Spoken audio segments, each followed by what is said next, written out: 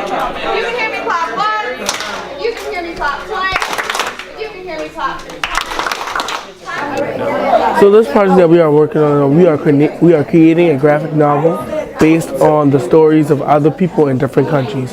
For example, my country is Congo, and we're writing about how the struggles of the refugees as they travel from certain provinces in Congo to other countries for safety from their government. So throughout the year, we were talking about different countries. So as we were gifted with the country of Congo, we got different notes and different research about the countries, and we basically read up on them to know what we had to do for our graphic novel. We'll highlight, well, just circle the bulletins, because you know that's what we're gonna have to do. That's what we're gonna have to do. Let's just circle all of that and just put to do next to it. We used a book called Things Fall Apart as an example of it, and we're going to go off of that and, you know, facts from other articles and stuff. Okay, you're making a graphic novel. Next group. The purpose of it, like, we're creating a graphic novel, and we're creating it for the Charleston County Public Library, basically to help them inform other people about oppressed groups, because they don't have many books on it. So basically that's what our project is about. Last event, and we also had a speaker, a young man who is a refugee from Congo. Is from Rwanda? No? She's from Congo? There was this 22 years old in Congo there were fighting Rwanda and Congo. So it was more because it wasn't like to die. Yeah, everybody does like to die. It was moved to other countries. So it was sleeping in the night, and I hear guns is outside. So just open the door and run the way. And after running, and we sleep in the way some few days, and we moved to Tanzania. It's crazy in Congo. They got a bunch of different rebel groups trying to take over the government, but at the same time, the people in the refugee camps in Congo are getting involved. My group chose to do it on the rebel groups taking the children and making them child soldiers. So they take them and they force the kids. They don't have no option. They just force the kids. The females, they get raped, have to be wives, take care of the men basically. And men, they have to do stuff. They get planted in their minds. They got to do stuff they don't really want to do, but they have to do it. If they don't follow directions, they get killed. He showed us a school music video in First Lot that your friend made that was filmed in the camp that he was in. That might give you guys a good idea of just what it looks like.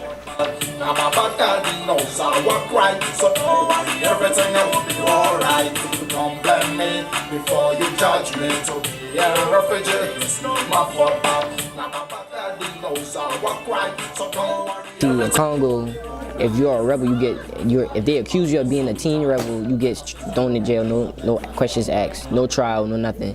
And they hold them there. They don't get no trial. They just hold them there. So right now, our story is about like him just getting there, getting the mindset. He has to do stuff that he doesn't want to do, but he wants out. But his best friend, he gets into it. He start liking it. So that breaks them apart. So he goes his own way without his best friend. He loses his best friend. He doesn't see his mother no more. Everything's gone. So now he wants revenge on the rebel group called the FDLR. Learned that a lot is going on around there. They're forcing young kids to be soldiers in the war, and a lot of people are trying to flee from that. And while they're fleeing, they're getting sick because they have nothing. They just flee. So our story is about a mother named Asha and her 2 sons, and she's trying to get her and her sons away from Sudan to a refugee camp as soon as possible because she don't want her children to get taken away. She's very scared and afraid. She's terrified because she wants her family to be together. Protagonist is Michael Jr. and like his family is being broken up or whatever because they thought his son was a spy, so they came and they killed his son, and now he has to go to a refugee camp because they blew up his house and stuff like that. Well, he has to travel through the woods, so like it's cold weather, it rains sometimes, and now he's barefoot, by the way, so like he got scabs on his foot. So the forest, like there's not that much shelter in the forest, so and the conditions are like really bad for him and his wife and his other son. So now he has to like fight through that and also keep his family strong as well through the harsh conditions. So it's a struggle, and also deal with other families who trying to get through the forest as well. Like it's like every man for themselves type of thing. So like it's hard. Well, we have Central America. It's Guatemala, Honduras, and El Salvador. We have to talk about gang violence and effects on women, and just like things that we wouldn't normally see here. So we have to talk about those things in those countries. There is just a lot of killing and just unnecessary killing, and women being abused and raped and stuff, and police, they can't help because they don't really have a lot of resources and stuff. Violence rate is very high with homicides, kidnapping, prostitution, and stuff like that. And then we combine that with the stories that we originally made, our narratives, the one that we individually made, and put it together and made that story. This is the beginning part where the gang members try to grab the attention of the young girl. So our main character name is Anaya, and her best friend right here, her name is Sarati. So basically you can see the gang members, if you could look very closely, they have like a signature on their face, which is like a label for the gang. They had a bunch of bombings. The bombings were bad. People lost a lot, and some people ran away to a different country like Turkey, where it's more safer in the bombings and it's not bombing. And some people ran away to the United States. And then people stayed, which they had to fight through because they had no food, no water, none of that. So.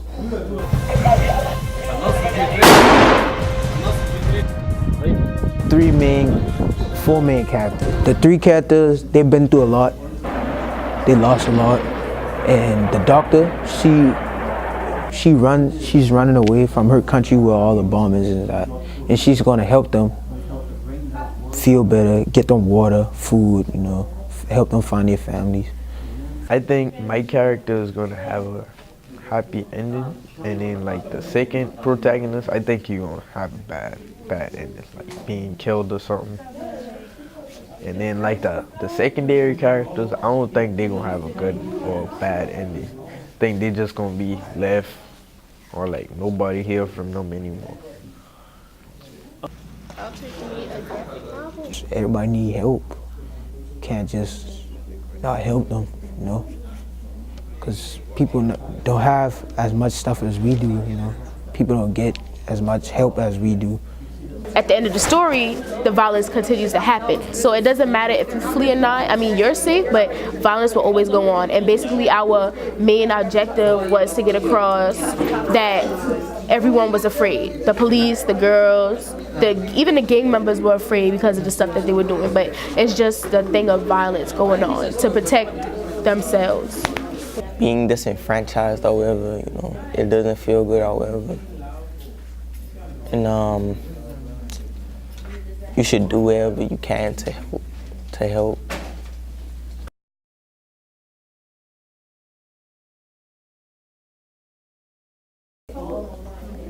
Basically, I want them to understand what people that's going through oppression, what they actually go through on a daily basis, and how hard it is for them. Because we've heard many stories about slaves and what they went through, but seeing it from somebody else's perspective can give you more of an insight of other stuff of what they do go through. Your family close and always protect them and not let them not let like an argument break up like the big picture, and like because y'all family, so like you shouldn't let one argument break up y'all little bond or whatever. It shouldn't go like that. I want you to see that. You see, like since we live in America, we don't really see we don't see the things that they see. So you kind of want to keep an open mind about people that have to go through the bad things every day, and try to just do like the little stuff to help, like people at refugee camps. If you could just send food over or something, like just do little things to help or something. We can have our problems, but our problems couldn't compare to their problems. So basically, don't give up on, y'all may have like difficult problems, but don't give up. Just remain focused on the goal or your life goal. Just to get to the refugee camp, they went through a lot of hard weather and everything.